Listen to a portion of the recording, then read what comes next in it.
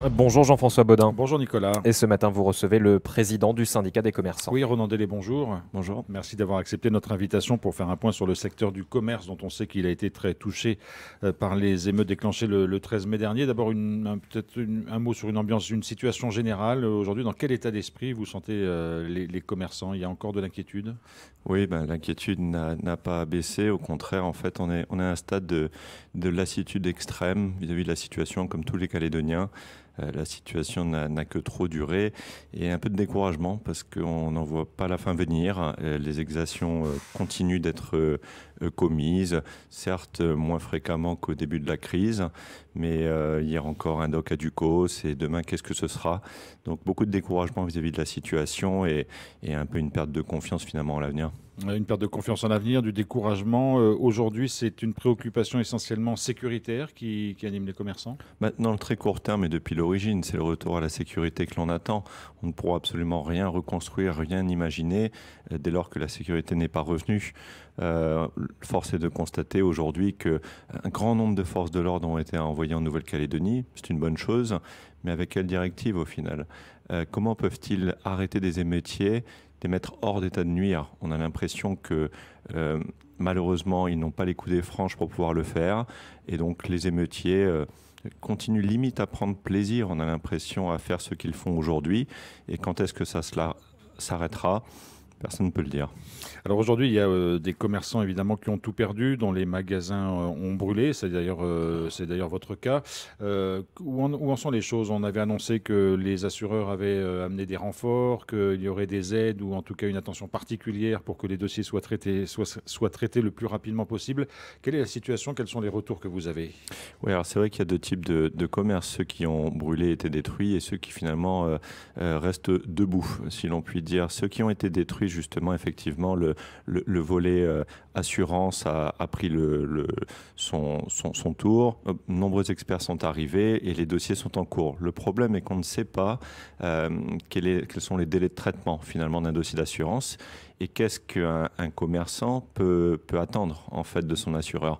Donc ça, c'est déjà une incertitude en plus dans la situation dans laquelle on vit.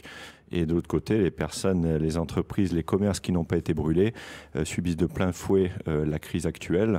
Vous savez, quand on entend encore au Mont d'Or depuis 2 mois qu'ils sont bloqués, qu'ils doivent prendre un bateau pour se rendre à Nouméa, comment voulez-vous que des Mondoriens puissent venir faire des courses et vivre une vie normale en fait et donc faire participer à l'économie du territoire.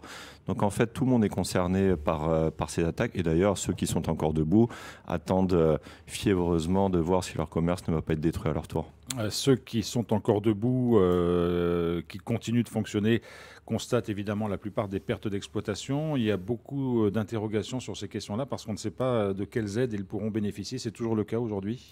Oui, absolument. Aujourd'hui, un commerçant qui fait 50% de son chiffre d'affaires peut presque s'estimer heureux.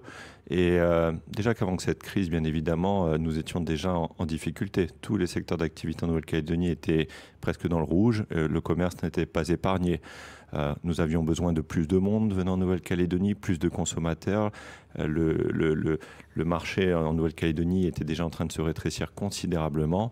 Aujourd'hui, les mois à venir, le court terme finalement est assez catastrophique, l'avenir est très sombre et nous ne savons pas comment nous allons pouvoir relancer la machine et d'ailleurs couvrir des pertes d'exploitation pour un commerce vis-à-vis de son assureur, quelque chose d'assez technique, compliqué et pour lequel on n'a aucune réponse. On sait, on a entendu des témoignages d'un certain nombre de chefs d'entreprise ou de responsables de commerce qui disent nous on va repartir, on va relever les manches, on va s'y remettre parce qu'il faut pas que ce soit eux entre guillemets qui aient gagné. Il y en a d'autres qui vont sans doute ne pas relancer leur activité.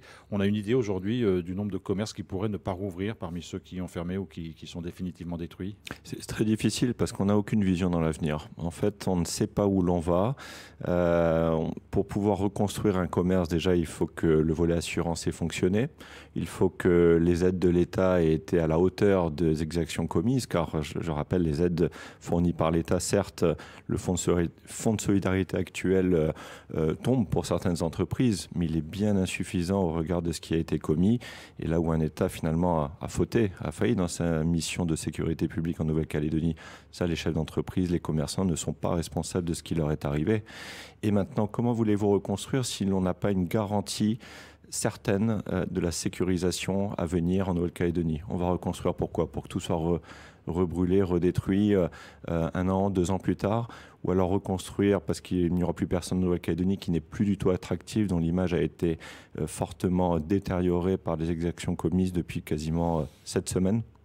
Sur les aides de l'État, vous l'avez dit, le fonds de solidarité commence à fonctionner. Le ministre de l'économie et des finances avait annoncé une sorte de phase 2 où pour les entreprises les plus impactées, il y aurait du cas par cas qui se mettrait en route. Est-ce que là-dessus les choses ont avancé ou pour l'instant on est toujours à la phase 1, celle du fonds de solidarité et pas d'étude de dossier derrière?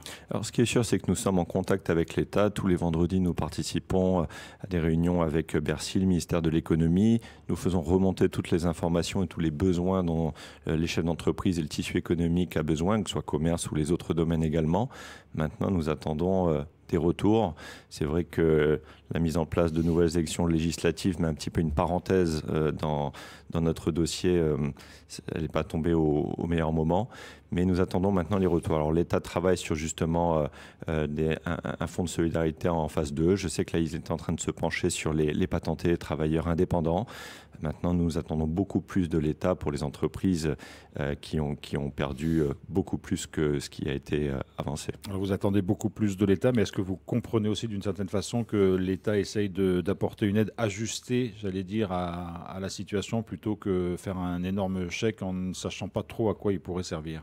Bien sûr, de toute manière, nous, un énorme chèque de l'État, on est bien conscient qu'il ne servira à rien dans la situation actuelle et avec la gestion un petit peu des collectivités publiques que l'on a depuis des années en Nouvelle-Calédonie. Il ne faut pas oublier qu'avant cette crise, la Calédonie était structurellement déficitaire, que ce soit dans tous les domaines quasiment. Donc tout était déjà à revoir, à mettre à plat. Là maintenant, c'est plus une nécessité, c'est une obligation absolue. Et ce que l'on ne souhaite pas, c'est que l'État envoie de l'argent et qu'il soit utilisé à mauvais escient, justement. On a besoin de personnes très compétentes au niveau économique pour pouvoir aider et accompagner en fait les entreprises dans une reconstruction et une relance qui va être très difficile et très longue à mener. Alors très difficile, très longue, elle n'a pas encore évidemment commencé cette phase de reconstruction puisqu'on est encore sur les dégâts et finalement un état des lieux de la situation et des aides de première urgence. Ceci dit, parmi les inquiétudes que vous avez, vous commerçants, il y a notamment le rôle des assurances dans les années qui viendront pour la reconstruction parce que vous craignez finalement que les tarifs d'assurance deviennent complètement prohibitifs? Ah oui, mais quand on vit dans un pays avec de tels dégâts qui ont pu être commettre en si peu de temps, ce qu'il faut comprendre, c'est que les assureurs, eux, ce sont des entreprises privées et elles ne peuvent pas se permettre d'assurer. Elles jouent également leur survie elles-mêmes. Et une entreprise... C'est pas une question d'opportunité? Absolument pas. Non, justement, même un particulier voudra acheter un véhicule neuf. Est-ce qu'il pourra être assuré en tout risque alors que des milliers de voitures ont été détruites récemment? Non, certainement pas. Donc le coût de l'assurance va également être quelque chose à suivre de très près. Ce qui est certain, c'est qu'il ne va pas diminuer, bien au contraire, et que pour une entreprise commerciale, quelle qu'elle soit, il y a une nécessité absolue d'être assurée comme il se doit, sinon impossible de relancer la machine et de repartir de l'avant. Dans cette situation déjà compliquée, il y a une période électorale qui est ouverte depuis maintenant un peu plus de 15 jours en Nouvelle-Calédonie et en métropole.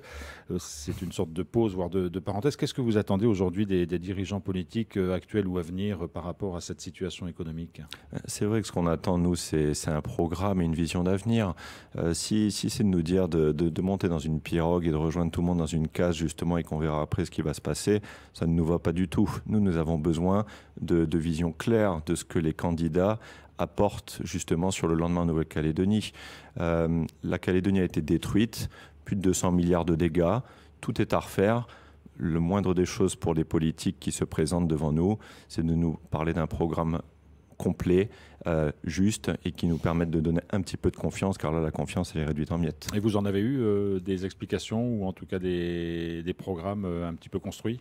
Nous échangeons avec des dirigeants politiques justement un petit peu sur leur programme. Je vous avoue que les réponses sont diverses et variées. De toute manière, je pense que les Calédoniens font leur choix. Après, on est encore à nouveau dans une notion de bloc.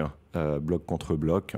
C'est vrai que je ne suis pas là pour faire de la politique, mais ce que j'aimerais, c'est que les Calédoniens réfléchissent surtout à la vision d'avenir économique pour le pays, parce que quand on parle de commerce et d'économie, tout le reste en découle, dont la santé, l'éducation pour les enfants, les dessertes aériennes pour pouvoir communiquer avec le monde. Et donc, les idéologies sont une bonne chose dès lors qu'elles sont planifiées et qu'elles mènent quelque part. Et sinon, il n'y a aucun sens à les suivre. Ronan Delay, président du syndicat des commerçants, merci d'avoir accepté notre invitation ce matin. Je vous en prie.